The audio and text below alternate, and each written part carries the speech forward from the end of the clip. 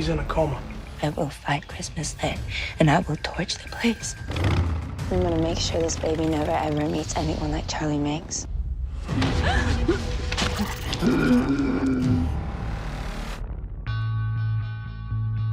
When we come back in season 2, we discover pretty quickly that 8 years have gone by.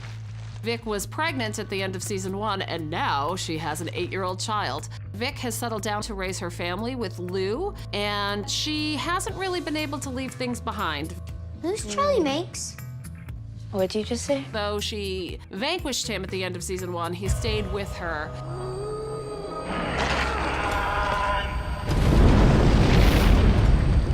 That cause visions? Well, I'm fine. We spent a lot of time last season establishing the world and spending time with the characters, which I loved. This season, it's a bit more like pedal to the metal. We go straight into the action. Straight into the chaos of Vic pursuing Charlie Manx. I have a knife now. All right, I'm gonna find him, Lou. I'm gonna find him, I'm gonna kill him once and for all. Vic, listen to me. When Vic realizes that her family's being threatened, she has this concept that she sort of has to be a solo rider. She has to go on a suicide mission. Season 2 becomes much more personal. For Vic and Manx, their conflict is much more rooted in what each one of those characters is trying to either achieve or outrun. In season 2, we also get to explore a lot of different eras. Manx is 135 years old, so he's lived a lot, and we get to go actually see some of that life before he became such a kind of withered husk of a person. I tell you, Max, there's something off about you. Charlie Manx is immortal, and I don't think he thought that he could die.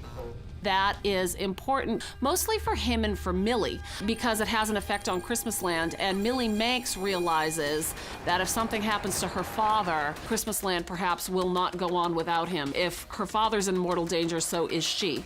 What's happening? Millie Manx is a very big character this season. It's more focused on where she came from and what she's gonna do when she learns about her past. It's just like you promised. You replied to my post that this Rolls-Royce Wraith was for sale. 8 years is a long time, so I think Bing has had time to get more experience, certainly. He's had 8 years to think about the mission. Manx is a master manipulator, so Bing very much believes in Manx, but still there are certain doubts that have started to sprout. Charlie Manx isn't dead. Vic, let it go. This is your happy ending. Looking forward, it's sort of like a crossroads season, I think, for Maggie. All of her plot and all of her arc is completely dependent on whether or not she's willing to go back to this old world, even though it wreaks so much havoc. I'm sorry. Like anything in life, everything comes with a gift and a shadow, and Charlie Manx, in Vic's mind, has become the ultimate shadow, a villain, and that's all she sees in him. But people have to either rise to the occasion or let it topple you. There are a lot of bad people in the world, right? And Charlie Manx is one of them. There is a lot more dimension to who these people are and what they're fighting for and why they're fighting for it this year that I think audiences will really be able to relate to. Is the Wraith dead?